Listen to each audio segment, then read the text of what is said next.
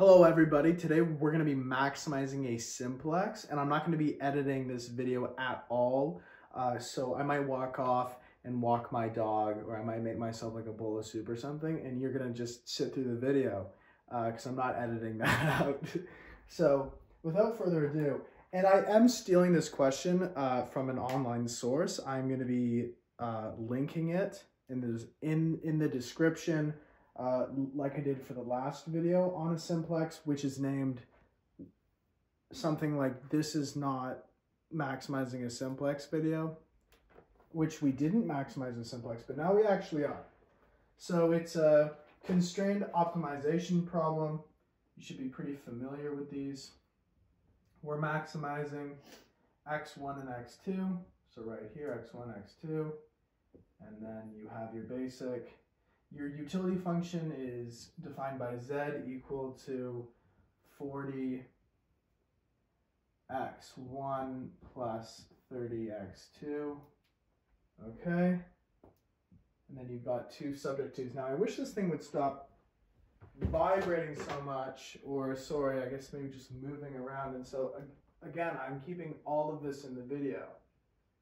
So you're gonna just have to watch me do this, because I don't feel like editing my videos anymore. This is a new thing I'm doing because live streaming is becoming so much more popular, and they obviously can't edit their content when they're live streaming. So I think I'm making the right moves. So here's your function. I'm basically like the Kai Cenat of doing math on a whiteboard. That's what they call me. They call me the Aiden Ross of maximizing my utility function. So, I mean, you kind of just got to say it how you see it. And I'm writing these down. 2x1. Oh, that's a terrible. My writing has seen better days, but we're all here and we're all going to just experience it together. So that's all that matters. Okay? And we're almost there. We're almost there. Okay, so clearly x1 and x2 has to be greater or equal than 0, and then you just got, well, in this situation, how they explain it online is this person wants to maximize 2 jobs and she can't work more than like 12 hours or what have you. So this is the constraint that we have working with here. So our first step, and this is probably the most important step, and I am going to be like reading off my notes to make sure that I have this right, is we need to create our matrix. So we want to fix these subject twos first. So what we do is we say, and I really want to make sure this is right. Yes. So the reframing for it is x1 plus x2 plus y1 is equal to 12. So y1 becomes like, I want to say like the equalizer, or what makes this now equal to 12 and not less than or equal to 12. And I hope that makes sense. If it doesn't, honestly, too bad. Okay, go online, do the question yourself. Okay, I'm not your tutor. I'm not getting paid. This is not monetized. Okay, so as far as I'm concerned, I don't really care all that much. This is y2 is equal to 16. Here we are. Okay, so these are our like reframed, and it's gonna make more sense once we get to our matrix. Okay, so here you have it. So you have x1. Oh geez, it's still wobbly, guys, but you just have to. I am trying to not make it wobble. I'm deeply sorry about that. y1, y2, z, and then your constant, right? So your constant of or sorry, C for constraint. Oh my God, I'm losing my mind. So, and I'll explain why we're plugging in these numbers in just a moment here, but you just have to believe me that there's a reason for now.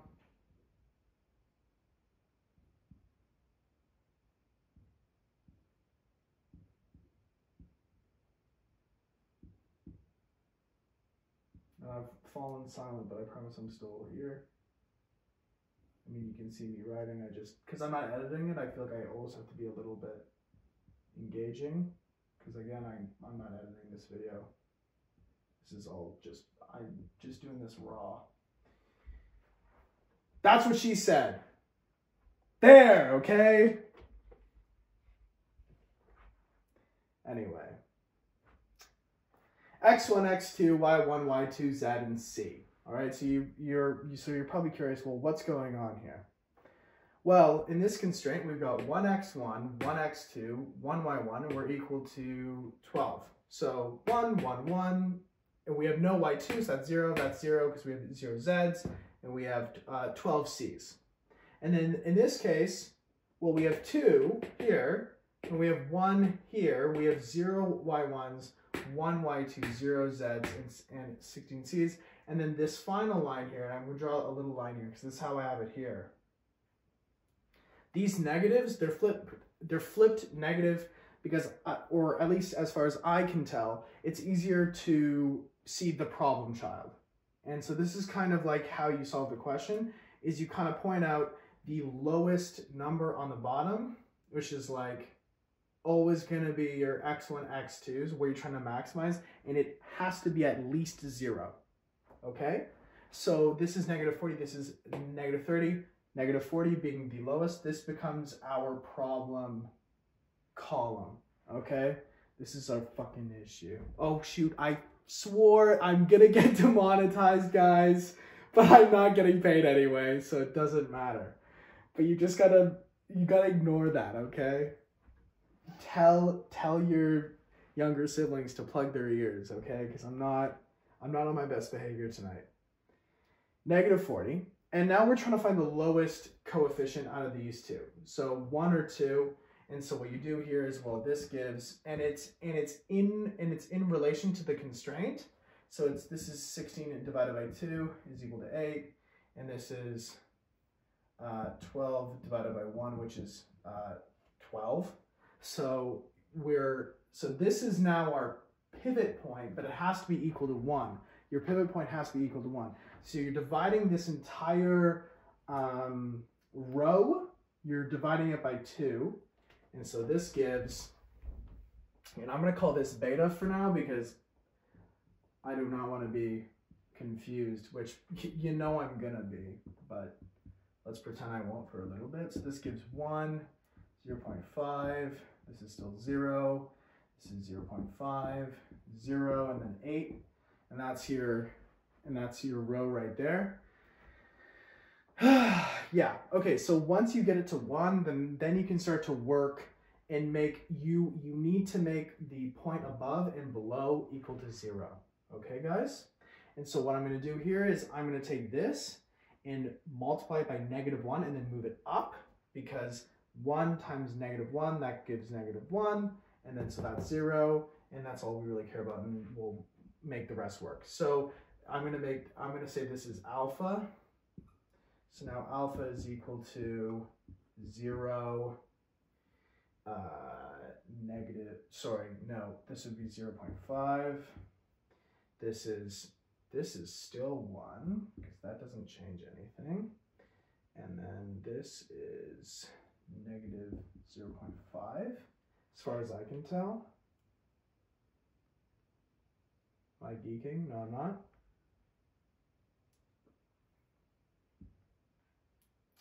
0, and this is 4. Okay. All right, I'm actually correct so far. Wicked. Okay, so alpha's been changed, or you know what? This will be beta prime, alpha prime, because this is alpha beta, and now I've changed alpha beta at least once. And then so now we need to fix this down here. And so, well, how do you do that? That's a great question. I'm going to say multiply by 40. multiply beta prime by 40, and then add that. So let's give it a go. So this falls to 0, and this is gonna be, oh my God, what should I make this? What should I make this? I'm gonna say theta. I'm feeling like theta tonight. You know how I am. You know how I get, guys. I don't need to explain it. This is gonna be theta prime. So that's 0. Oh my gosh, this is gonna be good. That's -10. Yes, that's -10. Ooh. Yeah, I'm literally geeking. That's -10. I don't know why I'm stressed out about nothing. This is still gonna be, why is that the case? This is 0? I don't know, man. I just work here. This is 20. This is 20. I'm saying that's 20. This is 1, and then this is, ooh, 320. Is that 300? Is 16 times 40 equal to 320? Checking. It's equal to 320. Guys, mental math is important, okay? Everybody needs to learn how to do that in their heads. It's super critical, man. I'm kidding, by the way. I think I got lucky there. Okay, 320. But the no calculator grind is real. You've got to kind of get used to it. Okay, so everything's correct so far. And so this is our new matrix.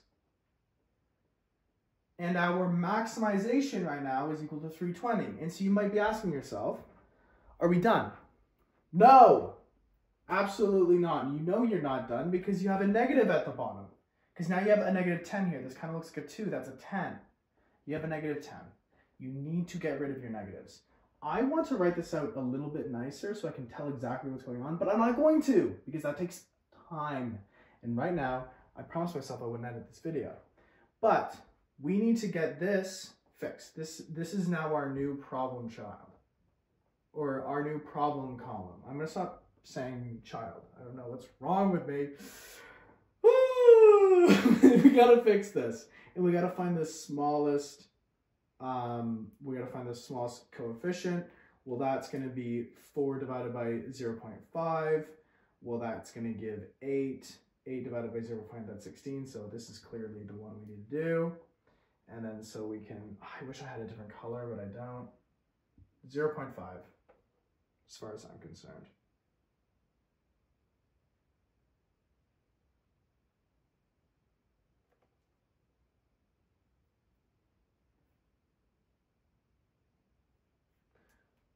What? Oh, did I do something wrong? How did I get the right answer? Oh, my goodness gracious. All right, guys, I'm just going to rewrite this because I swapped my alpha and beta the opposite way. I'm still not going to edit this video, but, you know, I'm learning. I'm learning, but just very slowly. Okay. Great. 0, 0.5, 1, and like, let this be a lesson. That's a negative. Let this be a lesson that like, organization's key. And when I'm kind of just spazzing out on the board, I'm going to make mistakes.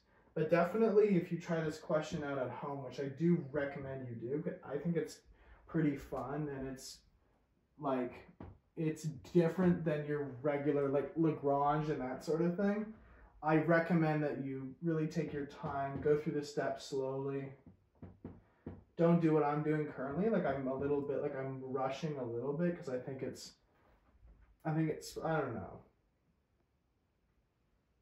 Not that I should be rushing or anything, but I kind of like the pressure.